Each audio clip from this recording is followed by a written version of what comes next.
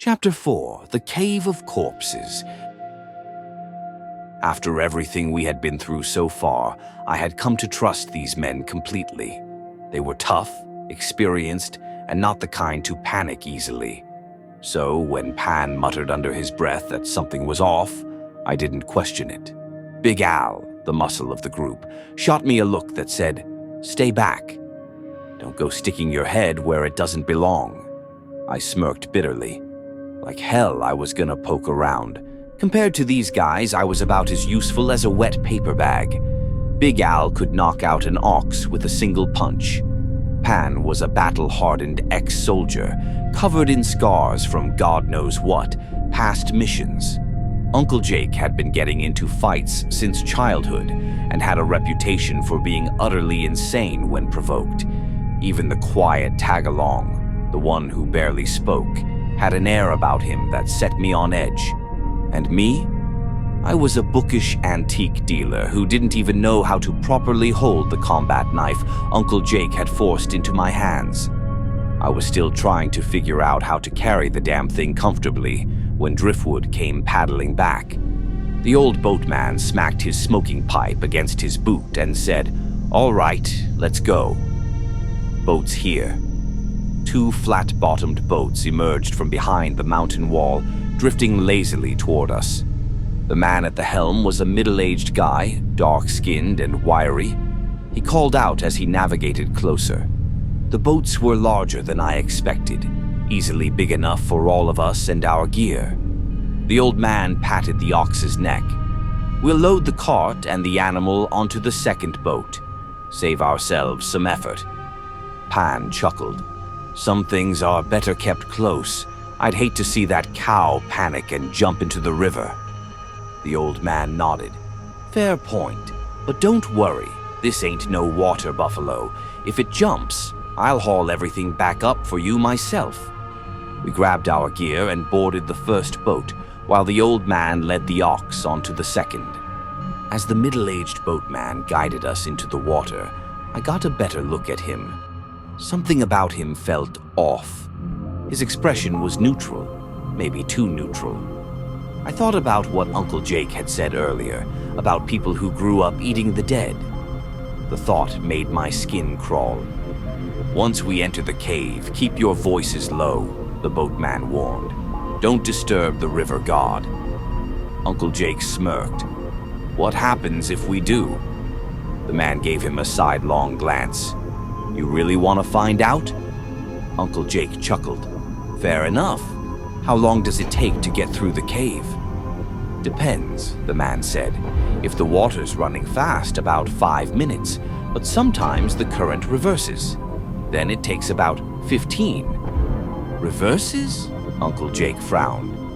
"You see how I drifted out of the cave just now? That means we'll be paddling against the current going in. That's when it takes longer. There are a few tight bends that get tricky." "Is it dark in there?" Pan asked. The boatman grinned. "Pitch black, no light at all." Then he tapped his ear. "But I don't need light. I've been doing this for years.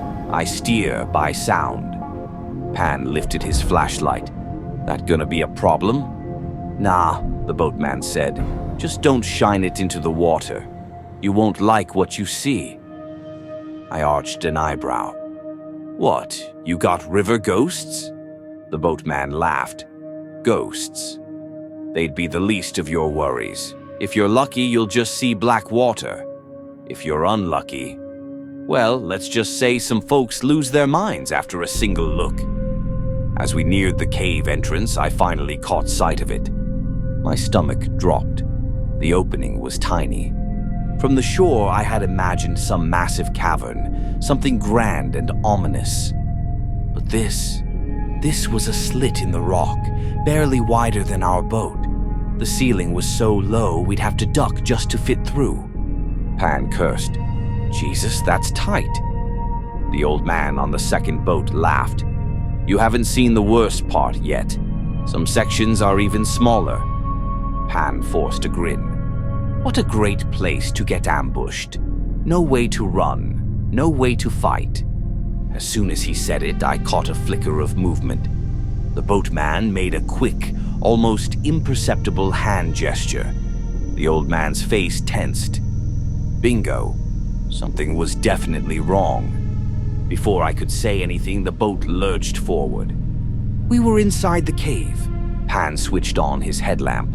At first, we could still see faint daylight behind us, but within seconds, the outside world disappeared, swallowed by darkness.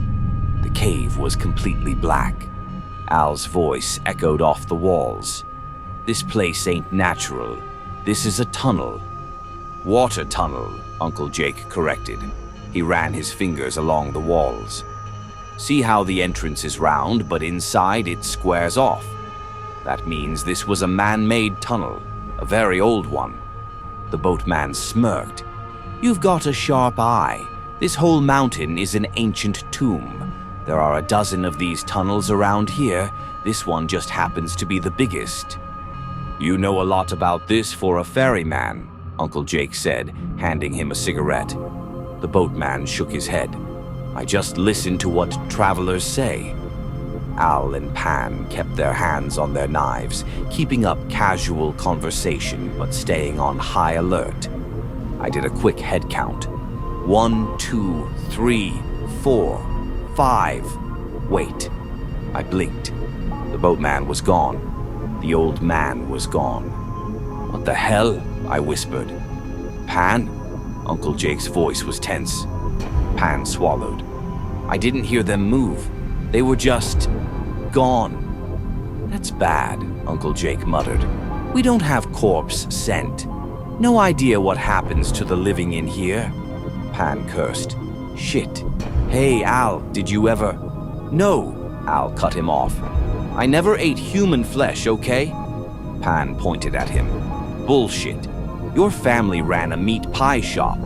Don't tell me you didn't eat at least one." "We sold them. We didn't eat them." I groaned. "Jesus Christ, you guys are embarrassing." Then the boat shook. Pan swung his light toward the water. A massive shadow slid beneath us. Al's face went pale. "That was big," Uncle Jake snapped. "Pan, light off, now." Too late. We had already seen it, and it had seen us.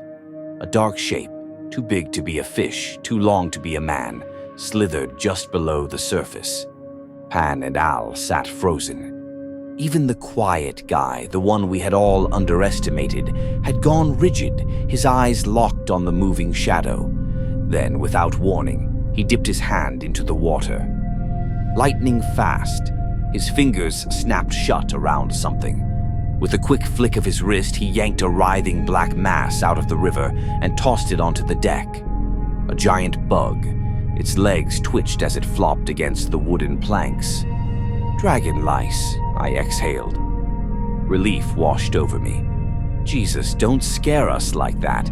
So that thing in the water was just a swarm of them?" The silent guy wiped his hands on his shirt. "Yeah." Al, still white as a sheet, stomped on the bug and ground it into paste. "Bastard scared me half to death." Uncle Jake frowned. He picked up a squashed leg, sniffed it, and his face went pale. "That's not a dragon louse." We all went still. He looked toward the black void ahead. "This is a corpse cave." Pan inhaled sharply. "You mean—" "Yeah," Uncle Jake said grimly.